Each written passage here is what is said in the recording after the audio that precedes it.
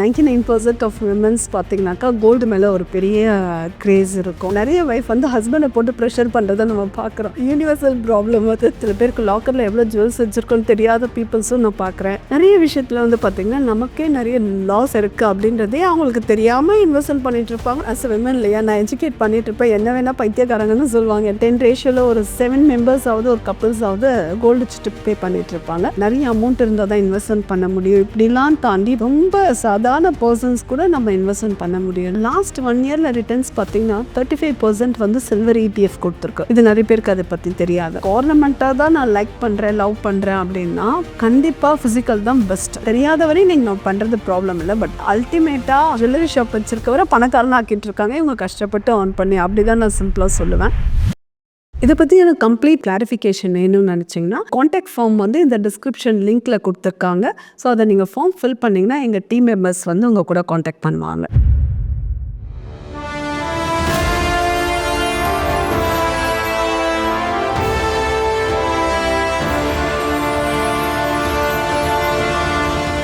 Welcome to Zebu 63rd episode of Earn Your First Million. So எனக்கு நம்மளோட guest பார்த்தீங்க அப்படின்னா மிஸ்ஸஸ் அனிதா மோகன். இவங்க வெல்த் மேனேஜ்மெண்ட் எக்ஸ்பர்ட். அது மட்டும் இல்லாமல் பார்த்தீங்கன்னா financial advisory specialist and she is having more than 15 years of experience in financial industry. அது இல்லாமல் டைம்ஸ் ஆஃப் இந்தியாவில் பெஸ்ட் ஃபினான்ஷியல் பிளானர் அவார்டும் வாங்கியிருக்காங்க.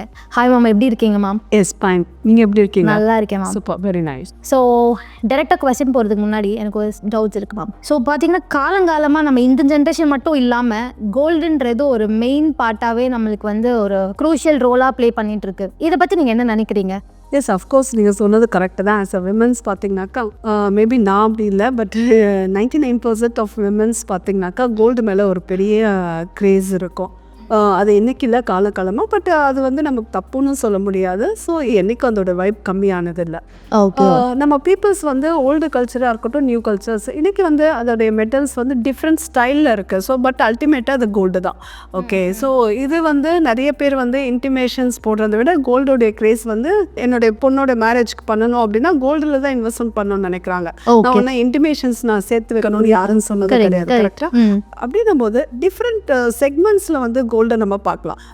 ஒரு ஸ்டேஜில் வந்து நமக்கு ஃபிசிக்கல் கோல்டு அப்படின்றது தான் இருந்துச்சு.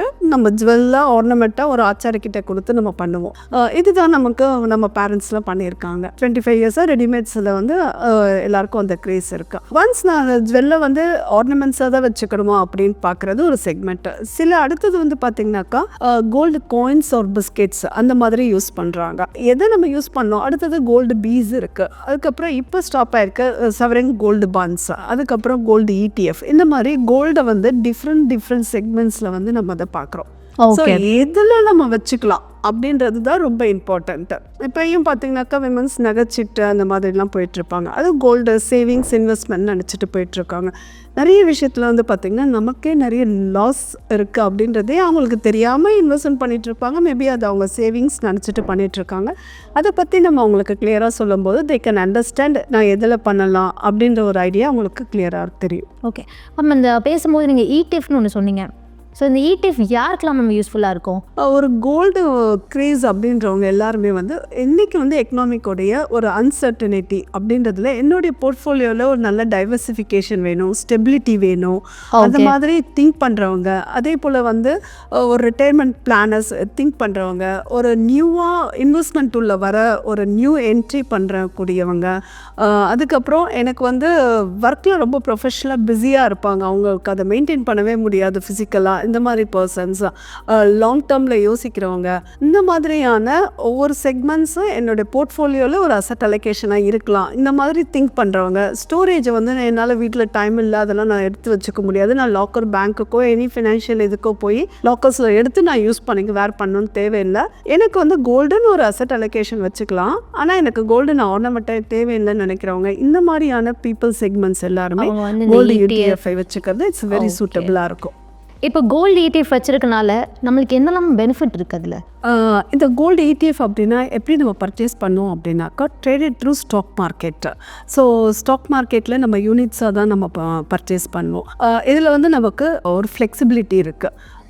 டொமஸ்டிக்கோடைய நம்மளோட இந்தியன் டொமஸ்டிக் மார்க்கெட்ஸில் ட்ரேட் ஆகிறத தான் நம்ம அதில் பார்க்க முடியும். அதே போல் இது வந்து ஒரு பாசிவ்லி மேனேஜ்ட் ஃபண்டுன்னு சொல்லலாம். அதுக்கப்புறம் இது ஃப்ளெக்சிபிலிட்டி. ஸோ இன்னொன்று க்ரோத் பொட்டன்ஷியல் இருக்குது. அதுக்கப்புறம் ஒரு நல்ல செக்யூரிட்டி இருக்குது. கோல்டுக்கு வந்து ஒரு ரெகுலேஷன் இருக்குன்ற மாதிரி இடிஎஃப்லாம் வந்து ஒரு செபி ரெகுலேஷன்ஸில் இருக்குது. அதனால் நமக்கு ஒரு பயம் கிடையாது. அண்டு கோல்டு செக்யூரிட்டியாகவும் இருக்குது. அதோடைய க்ரோத் பொட்டன்ஷியலும் அதிகமாக இருக்கும். நமக்கு பியூர் கோல்டில் தான் நம்ம பர்ச்சேஸ் பண்ணுறோம்.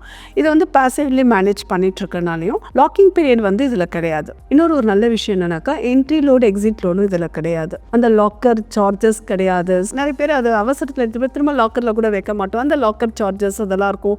போயிட்டு வர திங்க் பண்ணுவாங்க, சரின்னு விட்டுடுவாங்க. சில பேருக்கு லாக்கரில் எவ்வளோ ஜுவல்ஸ் வச்சுருக்கோன்னு தெரியாத பீப்புள்ஸும் நான் பார்க்குறேன்.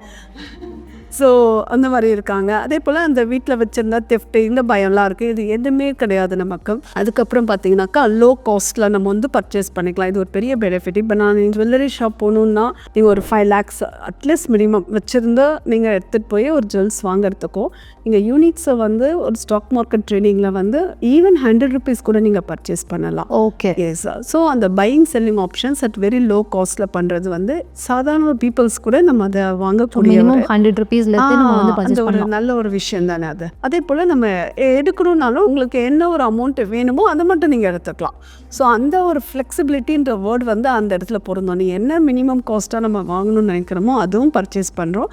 என்ன செல் பண்ணணும்னு நினைக்கிறோமோ அதுவும் நம்ம பண்ணிகிட்ருக்கோம். இதை தாண்டி ஒரு மெயின் நிறைய பேருக்கு தெரியாது. நம்ம ETF கோல்டு யூனிட்ஸை வச்சுருக்கோம் இல்லையா, இதை பேஸ் பண்ணி நீங்கள் எனி ஃபினான்ஷியல் இன்ஸ்டிடியூஷன்ஸில் நமக்கு ஒரு லோன் வேணும் அவைல் பண்ணணும் அப்படின்னா நீங்கள் இந்த ETF-ஐ வந்து பிளெட்ஜ் பண்ணி கூட நீங்கள் வந்து லோன்ஸ் எடுத்துக்கலாம். அதே போல் பேங்க்லையும் வந்து கொலாட்ரலுக்காக உங்களுடைய எப்படி நம்ம ஃபிசிக்கல் அது மாதிரி நமக்கு இதுவும் இது வேல்யூபிள் அசெட். இது நமக்கு கோல்டில் ETF-ல இது ஒரு நல்ல additional point. Yes yes. So அதனால நமக்கு ஃபிசிக்கலாக வச்சுருக்கணும், லாக்கரில் வைக்கணும், லாக்கிங் இருக்குமா, நான் நிறைய அமௌண்ட் இருந்தால் தான் இன்வெஸ்ட்மெண்ட் பண்ண முடியும், இப்படிலாம் தாண்டி இப்போ நான் சொன்னக்கூடிய விஷயம் எல்லாமே ரொம்ப சாதாரண பர்சன்ஸ் கூட நம்ம இன்வெஸ்ட்மெண்ட் பண்ண முடியுன்றது இதில் இம்பார்ட்டண்ட்டாக இருக்கும். Okay ma'am. ஸோ ஃபிசிக்கல் கோல்டை விட இந்த கோல்டு ETFஸில் பெட்டர் நினைக்கிறீங்களா? Yes, of course. ஃபிசிக்கல் கோல்டு வந்து பெட்டர் இல்லை அப்படின்னு நம்ம சொல்ல முடியாது. இப்போ சில பேர் வந்து ஒரு மேரேஜுக்கு இல்லை சில பேருக்கு அதில் ரொம்ப க்ரேஸ் இருக்கும், நான் இந்த மாதிரி ஜுவல்ஸ் யூஸ் பண்ணணும் அப்படின்னு சொல்லிட்டு அந்த மாதிரி பர்சன்ஸ் எனக்கு ஆர்னமெண்ட்டாக தான் நான் லைக் பண்ணுறேன், லவ் பண்ணுறேன் அப்படின்னா கண்டிப்பாக ஃபிசிக்கல் தான் பெஸ்ட். ஓகே. அவங்களுக்கு அந்த ஆப்ஷன்ஸ்லாம் சொன்னால் கூட புரியாது. டெய்லி பேஸ்லி நெசசிட்டிக்காக போடுறது. நெசசிட்டியாக போடுவாங்க. அண்ட் ஏதாவது ஃபங்க்ஷன்ஸ்க்கு அது ரிப்பீட்டடாக சில பேருக்கு அந்த ட்ரெஸ்க்கு ஏற்ற மாதிரி ஜுவல்ஸ் ப்ரிப்பேர் பண்ணணுன்ட்டு அப்படி ஒரு க்ரேஸ் இருக்கவங்கள நீங்கள் வேறு எந்த ஸ்ட்ராட்டஜி சொன்னாலும் அவங்களுக்கு புரியாது. பட் அவங்களுக்கு அதுதான் பெஸ்ட். ஓகே. சில பேர் வந்து பார்த்திங்கனாக்கா போர்ட்ஃபோலியோவில் வந்து டைவர்சிஃபிகேஷன்ஸ் அவங்களுடைய போர்ட்ஃபோலியோ ஒரு ஹெட்ஜ் பண்ணி அவங்களுக்கு வேறு மாதிரி ஸ்டெபிலிட்டி எனக்கு இருக்கணும், அசட் அலோகேஷனில் கோல்டு இருக்கணும் அப்படின்றவங்க வந்து பெஸ்ட்டாக இருக்கும் கோல்டு ETF.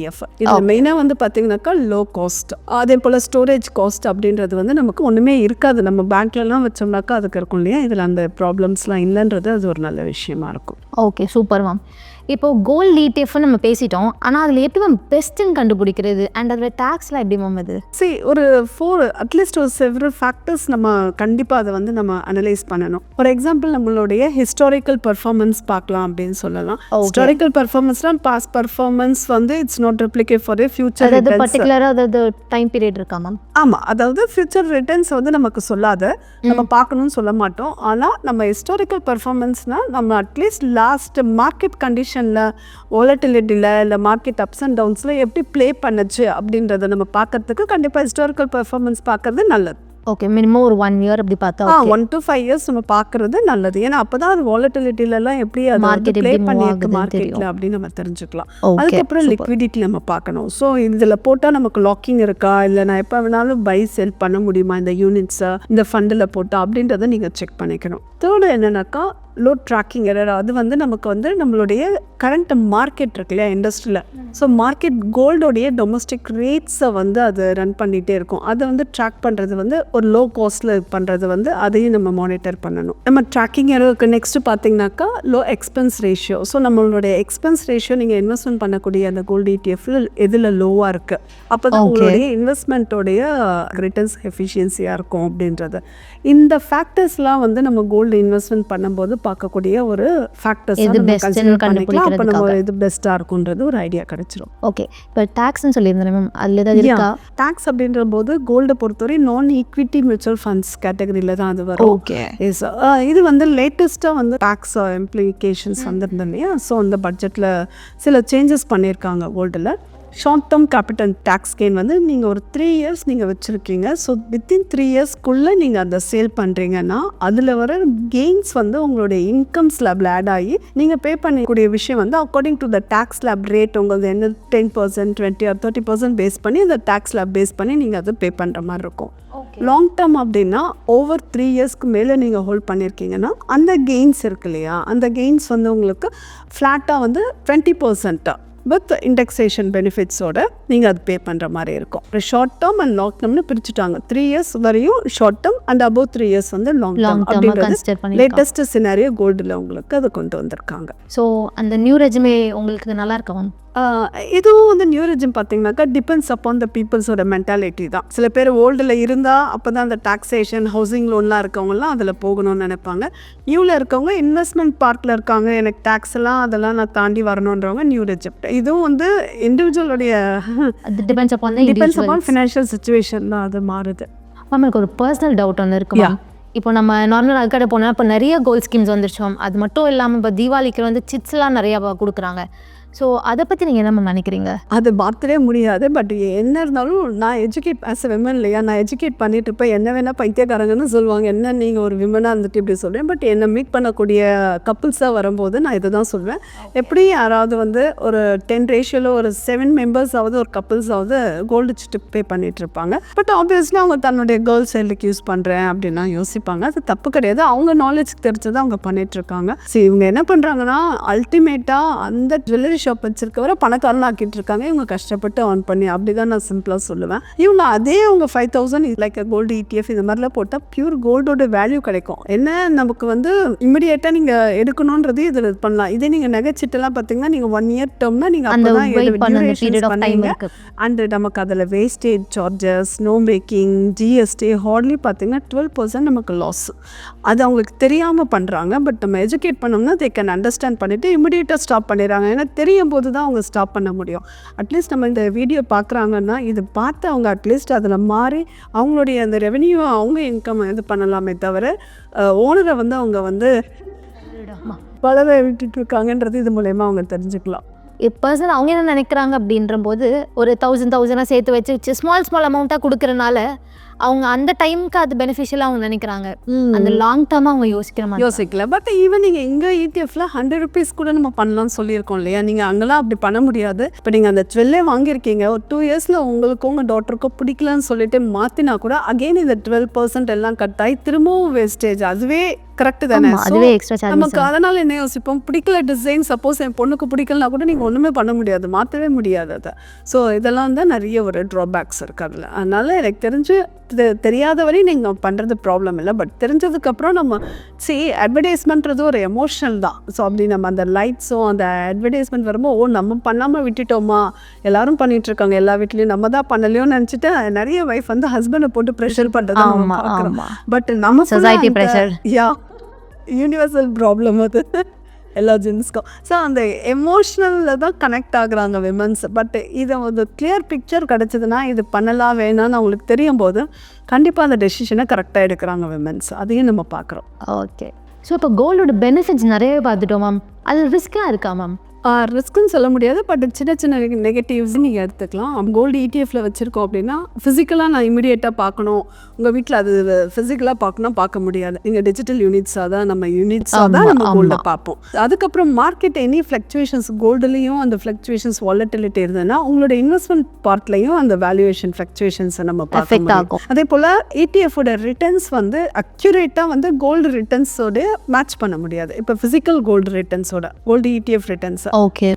ஏன்னா அதோடைய வேல்யூ வந்து கண்டிப்பாக கொஞ்சம் வேரியேஷன் இருக்கும். இதில் வந்து சின்ன சின்ன மைனர் ட்ராபேக்ஸ், அவ்வளோதான். Major it's not a major drawbacks. Okay, super ma'am. சில்வரும் ஒரு பெரிய வேல்யூபிளான ஒரு அசெட் தானே மேம். ஸோ அதை பற்றி நீங்கள் என்ன நினைக்கிறீங்க? S, obviously.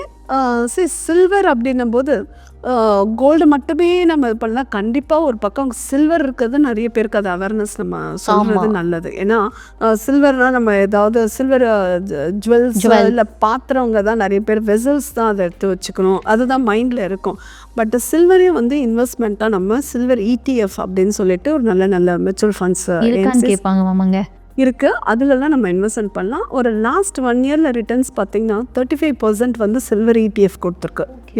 இது நிறைய பேருக்கு அதை பற்றி தெரியாது. பட் சில்வர் வந்து நீங்கள் இன்வெஸ்ட்மெண்ட் பார்ட்டில் பார்த்தீங்கன்னா அதுலேயும் வந்து உங்களுக்கு எக்ஸிட் லோட் என்ட்ரி லோட் கிடையாது, அதே போல் லாக்கிங் கிடையாது. Even you have to start from the 100 rupeesலேருந்தும் நீங்கள் ஸ்டார்ட் பண்ண முடியும்.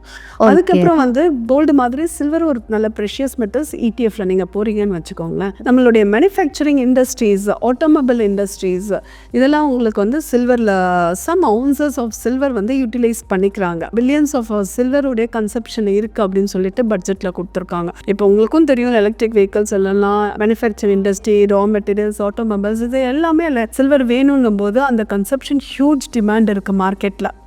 கோல்டை விட சில்வரோட டிமாண்ட் 35% இருக்கு. So last year 1 year returns கோல்ட்ல 28%, சில்வர் வந்து 35% கொடுத்துருக்கு.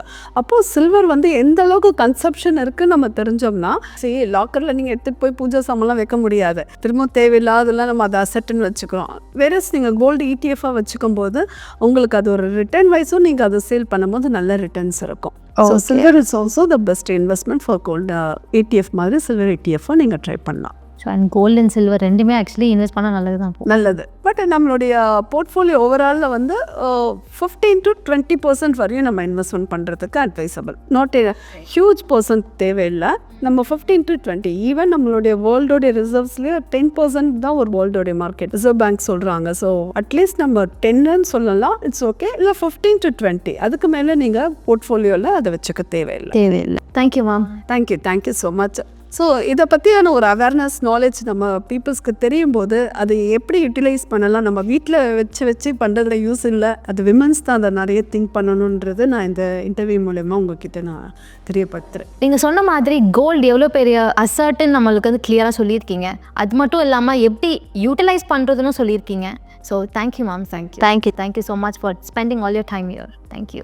இதை பற்றி எனக்கு கம்ப்ளீட்டான டீட்டெயில்ஸ் வேணும், இல்லை சம் கிளாரிஃபிகேஷன் வேணும்னு நினச்சிங்கன்னா இந்த காண்டாக்ட் ஃபார்ம் வந்து இந்த டிஸ்கிரிப்ஷன் லிங்க்கில் கொடுத்துருக்காங்க. ஸோ அதை நீங்கள் ஃபார்ம் ஃபில் பண்ணிங்கன்னா எங்கள் டீம் மெம்பர்ஸ் வந்து உங்கள் கூட காண்டாக்ட் பண்ணுவாங்க. தேங்க்யூ.